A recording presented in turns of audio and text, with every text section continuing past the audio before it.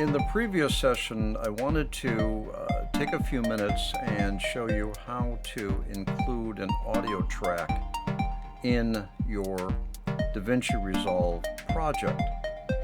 Now, I've prepared a synthesizer a soundtrack. This is with the Arturia Mini Freak, which is a synthesizer that I acquired maybe 4 months ago, and it is really nice. I have a really good time with it. It can do some amazing stuff. Now, I'm not putting a plug in for the Mini Freak, but let me tell you, it's pretty fun. So really all you need to do is just pull it in and drop it on your timeline. You can certainly fade it in. You have all that capability. You'll notice here that it automatically put it into my media library. All right, so that's really all there is to it. Now let me just get over here to something more interesting. All right, let's play it.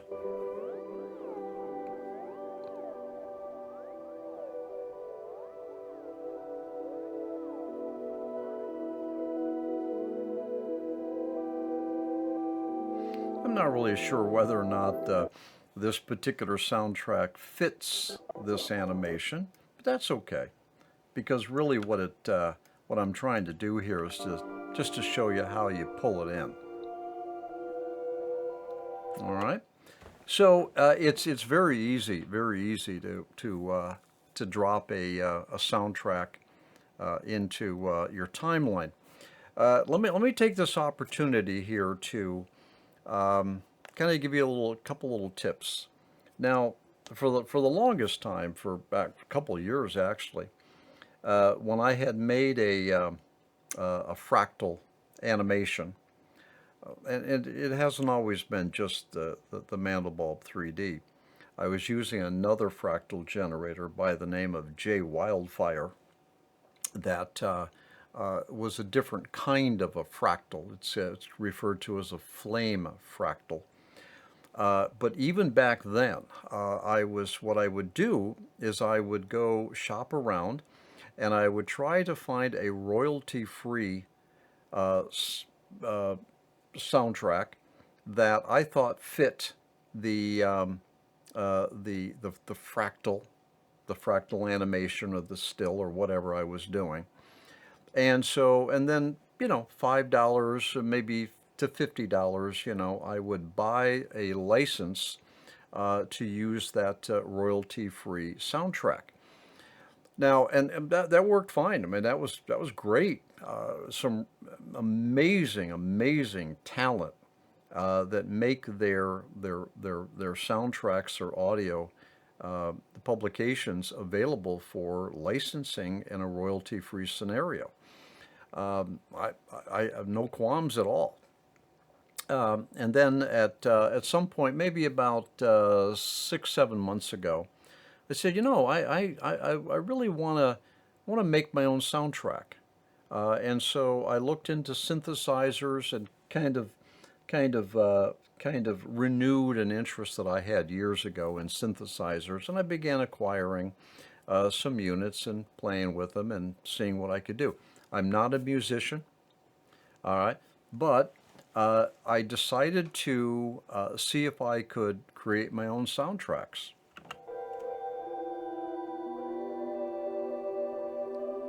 So, it's pretty good. That's not bad for a beginner. But I wanted to take a minute and just to kind of relate a little something here that you might find useful. By all means, go get yourself royalty-free soundtracks for your animations. By all means. Couple tips. Make sure that you buy them from a reputable source. When I say reputable, I mean so that they're there to back you up if an operation like YouTube suspects that you've acquired somebody else's music or soundtrack without the proper licensing. You want to make sure that they back you up. And when you do acquire your royalty-free, get some sort of a documentation, an electronic document that indicates that you have purchased a license with whatever restrictions there might be, so that when you upload to, say, YouTube, and their software determines that that's somebody else's copyright because they registered with YouTube. And then if you can't show that you actually own a license to that soundtrack, you either need to take it down or you risk what's called a copyright strike. You get 3 of those strikes, and YouTube has the option to kill your channel. Me personally, I don't put anything up on YouTube that I can't prove that I have a proper license to do, or that I own that work. So, and the other tip I want to share with you is, if you do use royalty-free assets in your productions, whether they be a soundtrack, or it's a logo, or it's a piece of graphic, or maybe a little piece of footage, be sure that you have the license that will not limit you at some point in the future.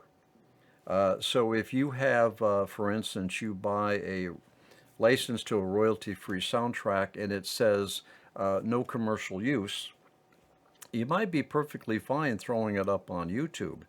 But there might come a day where, for whatever reason, you want to utilize that production in some sort of a commercial capacity. Well, if you don't have the license for that, well, you probably shouldn't proceed. So the point is if you think that you may be at a point someday to use, in this case, a Mandelbulb 3D presentation in a capacity of commercial, make sure that your royalty-free assets, if you use any, don't limit you in that sense. Okay? A couple little tips along the way. All right.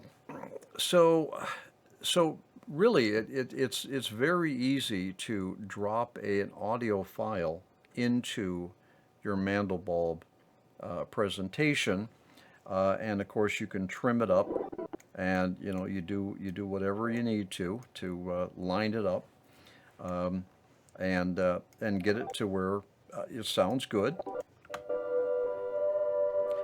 And DaVinci Resolve also has what's called a page where you can edit your audio. It's called Fairlight. And I just switched into that page to show you. Now, when you're in this Fairlight page, and this all comes along with DaVinci Resolve, including free, all right?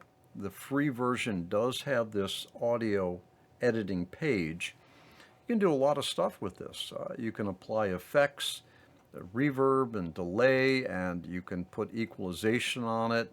You can certainly cut it and trim it. There's a lot you can do with your audio in DaVinci Resolve, free and paid.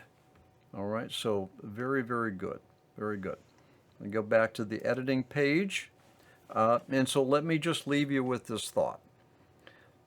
You probably are going to want some sort of a soundtrack for any animation that you do. Now, still, probably not, but in animation, you're probably going to want a soundtrack, because you want to add to the experience. You want a soundtrack that is compatible, all right, with the theme of the animation. You don't want a soundtrack that's really fast when you have a really slow animation, and vice versa. You want to try to match your soundtrack up to your graphic, to the visual part. You're probably going to want a soundtrack in every animation that you do.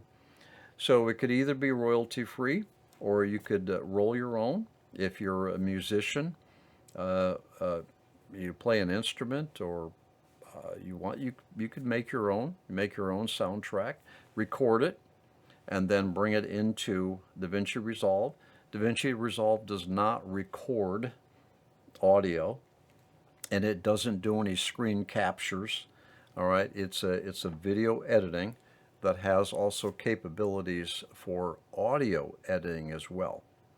Hey, so make a soundtrack that you enjoy. Go get royalty free. Make sure you're not cutting yourself off from some future use of the presentation with a license that is not adequate for some possible future use, or make your own soundtrack. But any way you do it, it's easy to put it in, and then when you go to render your DaVinci Resolve, it will render out the audio as well, unless you tell it not to, but you're not going to do it.